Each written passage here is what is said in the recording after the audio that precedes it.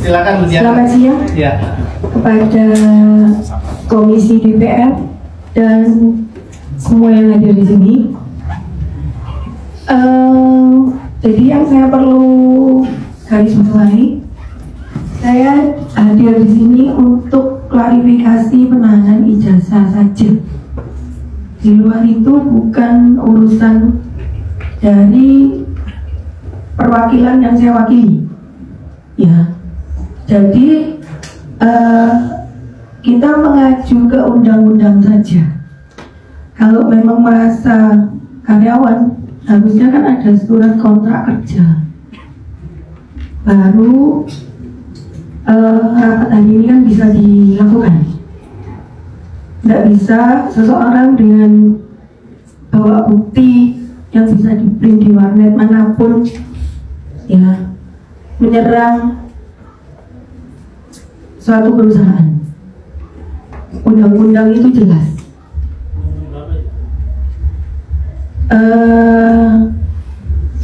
Kenapa Pak? Saya nggak dengar. Undang-undang yang dipakai itu undang-undang nomor berapa Bu? Saya nggak hafal undang-undangnya, tetapi yang jelas setiap karyawan yang memang merasa karyawan itu biasanya harus ada, apalagi merasa ditahan ijazahnya ya, harusnya kan ada surat kontrak kerja. Kemudian kalau memang resign baik-baik dari perusahaan, biasanya kan ada surat keterangan resign. Ya, kerja itu kan kesepakatan kedua belah pihak. Ya, kalau memang nggak ada itu semua, berarti kan indikasinya itu apa? Ya mohon dipikirkan lagi. Gitu aja ya yang bisa saya omongkan.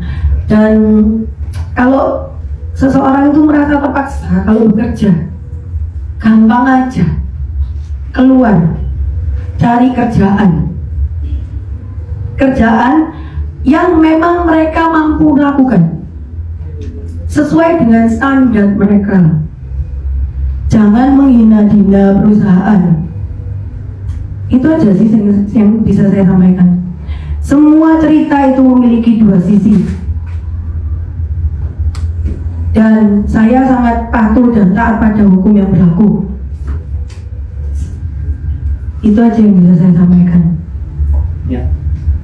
Bu Diana mungkin bisa tahu apakah Bu Diana ini ada katanya ada 3 Aja. Mohon jangan dipotong Bu, ini kita masih menjelaskan aja Bu Diana. Pak, sampai itu sudah menghina saya loh. Terus gak apa-apa? Terus mengarahkan opini saya ada backingan dan apa, ini maksudnya apa ya? Gak apa-apa, saya ingin Maksudnya apa Pak? Jadi sebelum Pak Wali melakukan, tim kami sudah melakukan sebenarnya. Pada tanggal 10 Maret 2025, tim pengawas ketenagakerjaan bersama dengan Kepala Seksi Bina Penegakan Hukum, tapi toh di perusahaan pun juga tidak diterima sampai anggota kami itu teriak-teriak ngomong bahwa ini pelanggaran tidak sesuai dengan ketentuan dan sebagainya. Ketika mau pulang sempat dipanggil, sempat ngomong-ngomongan dengan telepon dari antar balik pabrik. Ini luar biasa memang warga negara kita ini. Jadi orang dengan mobil dinas, dengan seragam dinas lengkap itu malah diduga nanti kalau bapak masuk bisa mencuri. Nah ini kan bahasa-bahasa kadang-kala saya sendiri masuk sih sampai orangnya seperti itu. Nah ini yang saya baru nyadari hari ini, ternyata iya. Sebenarnya siapa Bu Diana? Apakah dia owner asli? Apakah dia hanya seorang yang menjalankan perusahaan? Iya, saya owner. Jadi yang saya perlu garis bawahi, saya hadir di sini untuk klarifikasi penahanan ijazah saja.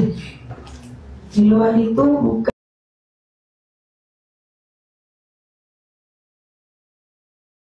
bukan urusan dari perwakilan yang saya wakili. Ya, tidak bisa seseorang dengan bawa bukti yang bisa di-print di warnet manapun, ya, menyerang suatu perusahaan. Undang-undang itu jelas. Undang-undang berapa itu Bu? Saya nggak hafal undang-undangnya, tetapi yang jelas Setiap karyawan yang memang merasa karyawan itu biasanya harus ada, apalagi merasa dengan ijazahnya ya, harusnya kan ada surat kontrak kerja. Kerja itu kan kesepakatan kedua belah pihak ya. Kalau memang nggak ada itu semua, berarti kan indikasinya itu apa ya, mohon dipikirkan lagi. Itu aja yang bisa saya sampaikan ya.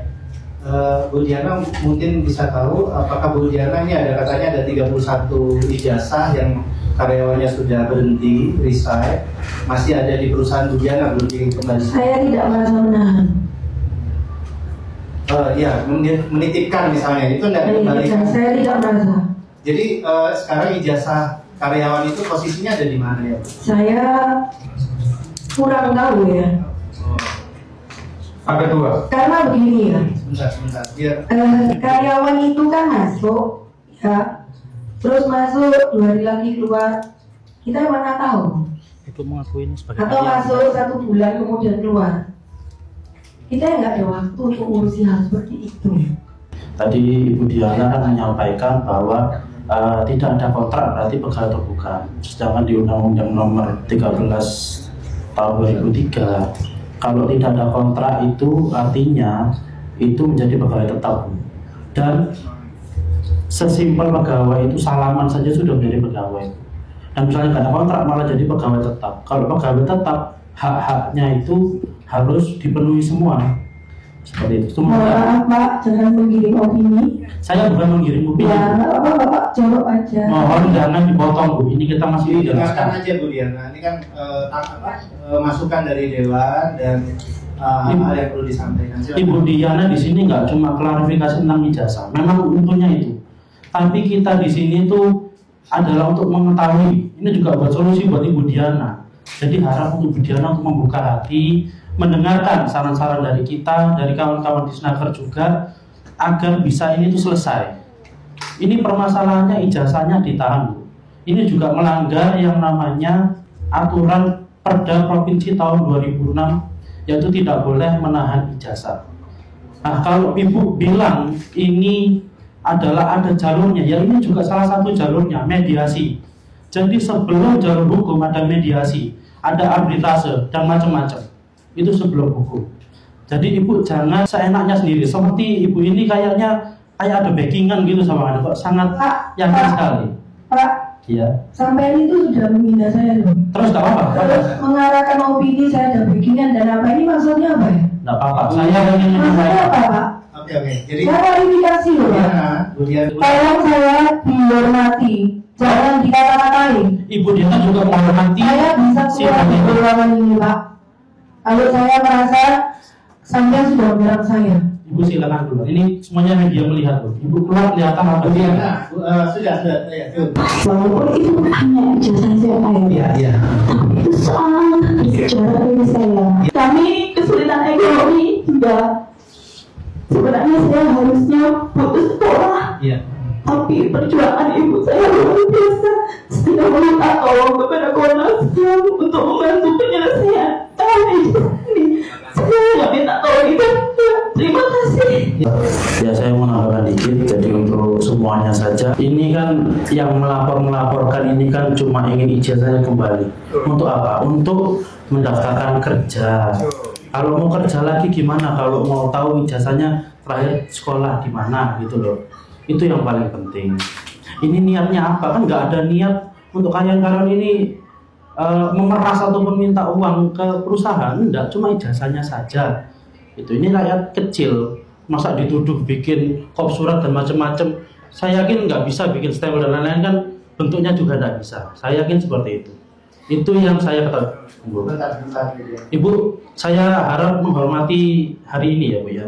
Jangan sekali-sekali motong-motong terus gitu. Ini sidang yang terhormat juga. Kebetulan pekerja ini bukan dari Surabaya, tapi dari Pare Kediri, yang dia bekerja di Surabaya.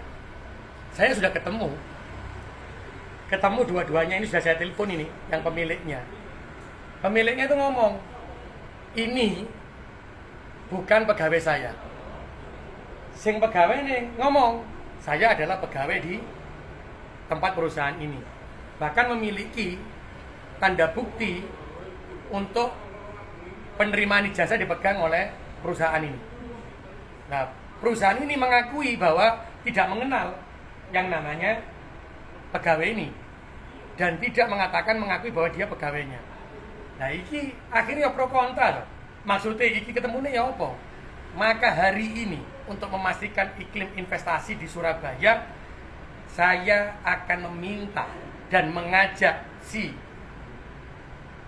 ijazahnya ditahan untuk lapor ke polisi.